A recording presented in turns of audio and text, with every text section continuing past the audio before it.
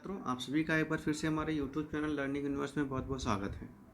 आज की इस वीडियो में हम 10वीं क्लास की सामाजिक विज्ञान के मूल्यांकन कार्य पत्रक संख्या 2 को पढ़ेंगे। आपकी यह वर्कशीट 4 अगस्त के लिए है।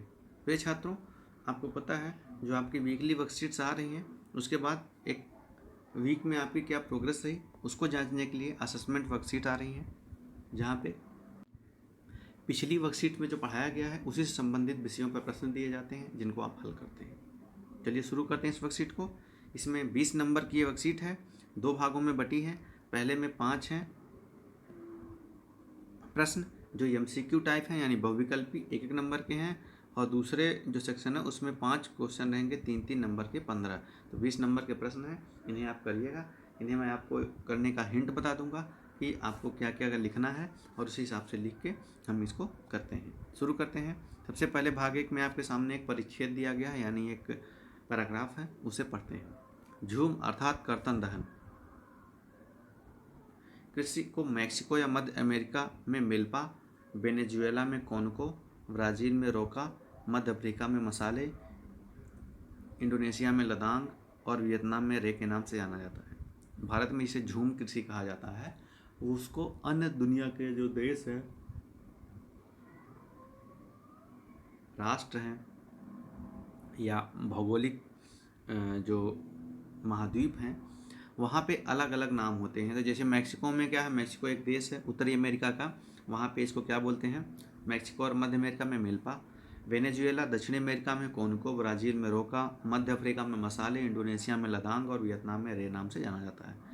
भारत में भी ये विभिन्न किस्म की खेती अनेक नामों से जानी जाती है। मध्य प्रदेश में इसे बेबर बोलते हैं या दहिया बोलते हैं, आंध्र में पोडू या पेंडा बोलते हैं, उड़ीसा में पामा डाबी बोलते या कोमान बोलते या वरिंगा बोलते, पश्चिम घाट में कुमारी, दक्षिण पूर्वी राजस्थान में वालरे या वाल्टरे, हिमालयी क्षेत्रों में खिल, झारखंड में कुरवा, उत्तरी पूर्वी प्रदेशों में झूम आदि के नाम से इसे जाना जाता है। तो देख रहे हैं, एक ही खेती है लेकिन जगह के स्थान या प्रदेश या देश में विभिन्न नामों से इसे जाना जाता है। अब प्रश्नों की तरफ आते हैं। कर्तन दहन कृषि को मैक्सिको में क्या कहा जाता है? मैक्सिको में मिल्पा, मैक्सिको और मध्य अमेरिका में मिल्पा।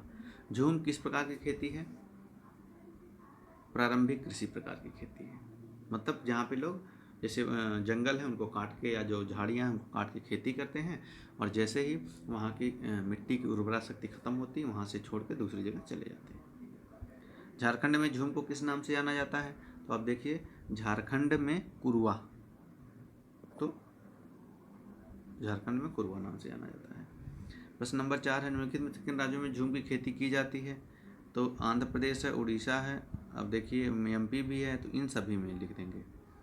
दिए गए अनुच्छेद के अनुसार निम्नलिखित में से किस देश में झूम की खेती नहीं होती है? तो आपको जापान नहीं मिलेगा, बाकी सारे मिल जाएंगे। तो जापान उत्तर A। अब प्रश्नों की तरफ आते हैं। ऊर्जा संसाधन के संरक्षण के कोई 3 उपाय लिखिए।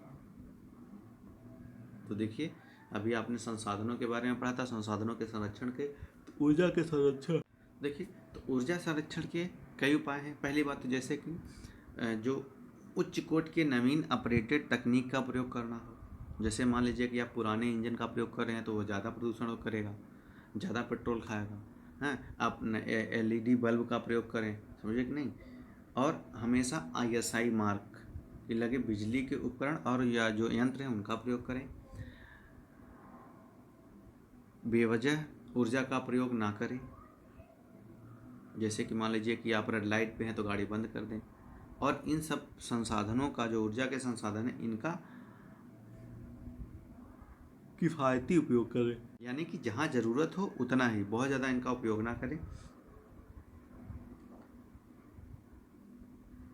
ट्यूबलाइट बल्ब या अन्य जो उपकरण हैं उनको समय समय पर उनको क्या रिपेयर करते रहें, या उन पर धूल या इन सब चीज़ों को हटा दें, ताकि क्या हो, वो उनकी जो इफ़िशियंसी है वो उसी क्षमता से कार्य कर सकें। तो ऊर्जा संसाधन के संरक्षण के लिए हमने 4-5 उपाय आपको बता दिए। कृषि के विभिन्न प्रकार के बारे में, तो कृषि के विभिन्न प्रकार अभी पता है, रोपण कृषि है, प्रारंभिक कृषि है, गहन कृषि है। तो इस प्रकार के आप पता है, आपको कृषि के प्रकार के बारे में बताया था, इनको आपको लिखना है।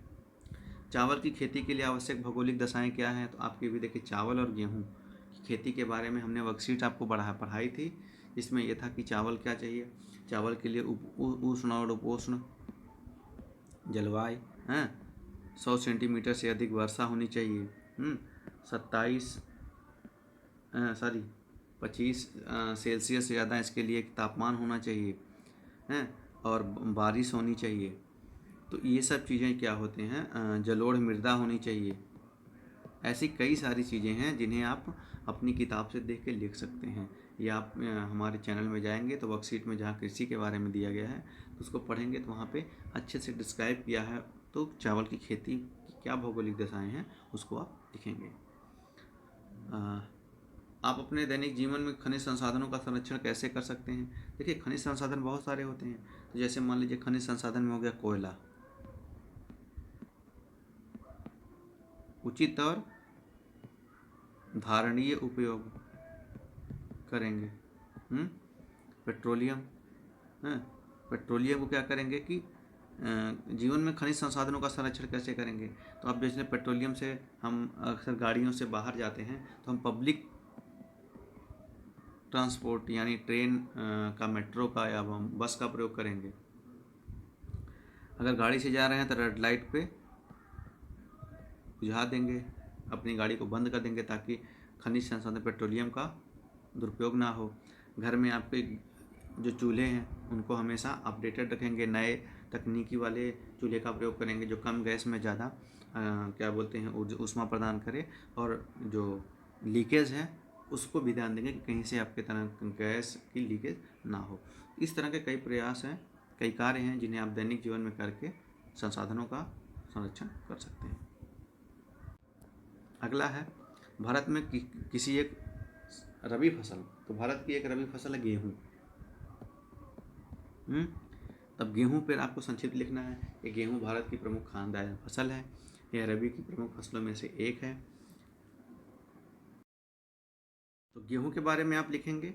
अब गेहूं जैसे रबी की फसल है, भारत की प्रमुख खाद्यान्न फसल है। यह भारत के उत्तर भारत में जैसे पंजाब, हरियाणा, उत्तर प्रदेश, एमपी और मध्य भारत के इलाकों में प्रमुख रूप से उगाई जाती है। इसके लिए जलोढ़ या दोमट मिट्टी की ज़रूरत होती है। यह समशीतोष्ण जलवायु की एक प्रमुख फसल है। बुआई के समय 20 से 25 सेंटीग्रेड डिग्री का तापमान होना चाहिए। यह मुख्यतः सिंचाई पर आधारित है। तो ये सब जो चीज़ें हैं आपको बताई गई हैं, इनको आपको लिखना है। इतने में ही आपका संक्षिप्त निबंध पूरा हो जाएगा, और इसे करके आप अपने कक्षा अध्यापक को अपनी वर्कशीट चेक कराइए। वीडियो देखने के लिए आप सभी बच्चों का बहुत बहुत धन्यवाद।